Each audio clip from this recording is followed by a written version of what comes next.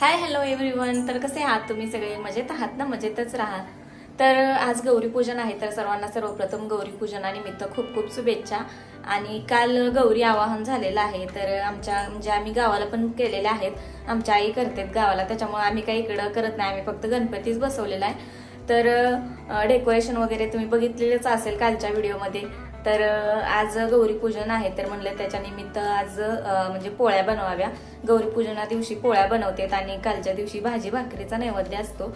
तर आज म्हणलं पोळ्या बनवायच्या. आणि सकाळी काय बनवल्या नव्हत्या मी, कारण डबा वगैरे द्यायचा असतो सकाळी लवकर, त्याच्यामुळे एवढ्या लवकर काय बनवणं जमणार नाही. त्याच्यामुळे म्हणलं संध्याकाळीच बनवाव्या. आणि आता थोडासा आराम केला दुपारी आणि उठल्यानंतर म्हणलं चला डाळ घालावी. तर इकडे मी शेगडीवरती डाळ घातली आणि डाळ शिजायला पण खूप वेळ जातो, त्याच्यामुळे शेगडीवर डाळ घातली आणि इकडे तिकडे चहा ठेवलाय. तर या तुम्ही सुद्धा चहा प्यायला. श्री आणि उर्वी दोघं पण झोपली होती. तर चला मग चहा वगैरे पिऊन घेतो आणि नंतर तुमच्यासोबत बोलते. उर्वी काय करते तिथं? काय करते? तर आम्ही चहा पेत होतो आणि उर्वीचं चालू होतं काहीतरी खेळायचं, तिथं काहीतरी मागत होती. आणि तिथं जाती कप्पा उघडलेला असला की मग त्यातलं सगळं सामान बाहेर काढून फेकती. चहा प्यायला या म्हणा. दूध आणि चहा पितोय मी. बिस्किट खातोय तू? तर इथं चहा पिऊन झाला आणि टीव्हीला इथं पेनड्रॉय म्हणजे लावून ठेवलेला होता, म्हणजे लग्नाचं कॅसेट. तर सारखं त्याला काय बघू वाटतं काय माहिती, लग्नाचं कॅसेट सारखं लावून बसतो. आणि दुसरं काय लावू म्हणलं तर नाही, तेच लावायचं असतं. म्हणजे गावदेवाचं डान्स वगैरे केलेलं तर त्याला ती बघायला आवडतं, त्याच्यामुळं. आणि किती वेळा जर सांगितलं दुसरं लाव तर ऐकतच नाही. त्याच्यावर सायकलवर बसतो तिथं आणि बघत बसतो निवांत. आणि त्याला उर्वीचं काय होते, मग तिला गाणी बघायची असते दुसरी, तर ती काय लावत नाही. मग तिचं रडायचं चालू असतं, मला दमवायचं चालू असतं. तिला गाणी लावून दिली की मग बघत असते, पण श्री काय ऐकतच नाही. मग त्याच्यामुळं दोघांची भांडणं पण होते सारखी. तर तुम्हाला दिसत असेल म्हणजे अक्षता पडल्या होत्या आणि नंतर सगळ्यांचं फोटो वगैरे काढायचं चालू होतं.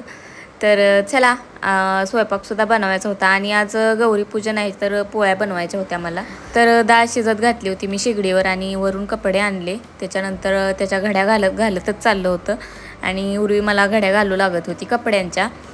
आणि संध्याकाळच्या 6 वाजत आलेल्या होत्या, तोपर्यंत पोळ्या पण बनवायच्या होत्या. आणि आज जरा जास्तच वेळ लागणार होता, कारण पोळ्या पण बनवायच्या होत्या आणि अजून डाळ पण शिजली नव्हती. तर चला मग बघू डाळ शिजली की नाही. तर आता डाळ शिजले बघा, बरोबर अर्धा पाऊण तास झाला. तर ते तुम्ही बघू शकता. आणि ही घरची डाळ आहे बरं का, म्हणजे गावावरून जी आणलेली होती, तर तीच डाळ शिजत घातली आहे मी. तर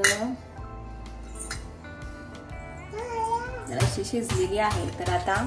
तर आता मसाला बनवायचा आहे. तर डाळ शिजले तोपर्यंत थंड व्हायसाठी असंच ठेवते थोडा वेळ आणि मसाला बनवून घेते. मसाला अगोदरच बनवलेला आहे, फक्त म्हणजे खोबरं मी बारीक करून ठेवले, त्याच्यामध्ये आता लसूण सोलून घालायचं आहे. तर चला पुरण बनवून घेते. तर इथे मी आता कणिक मळायला घेतली आहे. त्याच्या अगोदरच मी म्हणजे पुरण वगैरे सगळं बनवून घेतलं, वाटून सुद्धा घेतलं आणि आमटीसुद्धा बनवून घेतलेली आहे. अगोदर आमटी बनवून घेतली आणि शेगडीवरतीच बनवली मी. भातसुद्धा आता शेगडीवरतीच घातला आहे आणि इथं बघू शकता तुम्ही आमटी बनवून झाली आहे. कट एवढा काही जास्त आला नाही आज, कशामुळं काय माहिती. मी लाल तिखट म्हणजे काश्मीरी लाल मिरच्याची पावडर जी असते तर ती पण घातली होती, पण जरा जास्त उकळली असं मला वाटते शेगडीवरती. त्याला काही कमी जास्त करता येत नाही त्याच्यामुळं. तर भात पण शिजतोय आता शेगडीवरती, तोपर्यंत कणिक मळून घ्यायची. आणि कणिक भिजते तोपर्यंत जेवढी सगळी भांडी पडलेली आहेत तर तेवढी सगळी आता घासायची होती. आणि पुरणपोळ्याचा स्वयंपाक करायचा म्हणलं तर सर्वांनाच माहीत आहे घरामध्ये किती पसारा होतो. आणि त्यात लहान मुलं असले की मग त्यांच्याकडे लक्ष द्यायचं, घरातला स्वयंपाक बनवायचा. आणि त्याच्यामुळं आता मी सगळा स्वयंपाक करते, तर तोपर्यंत उर्वी आणि श्रीचा एवढा धिंगाणा चालू होता घरामध्ये. बसच एवढा पसारा करून ठेवतेत ना, झाडून म्हणा हे म्हणा, किती वेळा जरी पसारा उचलला घरातला तर करायचं तेवढंच करते. जोपर्यंत आपलं लक्ष नसतंय ना तोपर्यंत त्यांचा चालू असतोय धिंगाणा. तोपर्यंत म्हणलं आता अगोदर सगळा स्वयंपाक बनवून घ्यायचा आणि नंतर लास्टला एकदम सगळं आवरून घ्यायचं. तर मी सगळं म्हणजे पुरण वगैरे भरून घेतलं आणि लास्टला मग पोळ्या लाटायला घेतल्या. त्या अगोदरच भांडी वगैरे घासून घेतली आणि पुरण पण भरून घेतलं. एकदा म्हणजे भरून घेतलं की नंतर डायरेक्ट लाटून भाजायला येते लगेच पटपट. आणि भरत भरत लाटायचं भाजायचं ते काही मला जमत नाही, त्याच्यामुळे मग मी सगळ्या अगोदर भरून घेते पुरण आणि नंतर मग लाटायला घेते. तर पोळ्या लाटताना मी सर्वात अगोदर एक छोटी म्हणजे पोळी किंवा नैवेद्य म्हणला तरी चालेल तर ती करून घेतली. तर चपात्या किंवा पोळ्या करताना पहिल्यांदा एक छोटी पोळी किंवा नैवेद्य करून घ्यायचा असतो, तो गायला आपण चारायचा असतो. तर तो मी करून घेतला अगोदर आणि नंतर बाकीच्या पोळ्या लाटून घेते आता. आणि आता उद्या गणपती विसर्जन पण आहे, घरगुती गणपती विसर्जन. तर उद्या सकाळी सकाळी लवकर म्हणजे हे दुकानात जायच्या अगोदर गणपती विसर्जन करायचं म्हणतोय. पण बघू म्हणजे 9 दिवस किंवा 11 दिवसांनी करायला लागते की काय माहीत नाही, यांना टाईमच भेटत नाही आणि संध्याकाळी पण खूप वेळ होतं, त्याच्यामुळं संध्याकाळी पण काही करता येणार नाही. तर बघू आता कधी होते गणपती विसर्जन.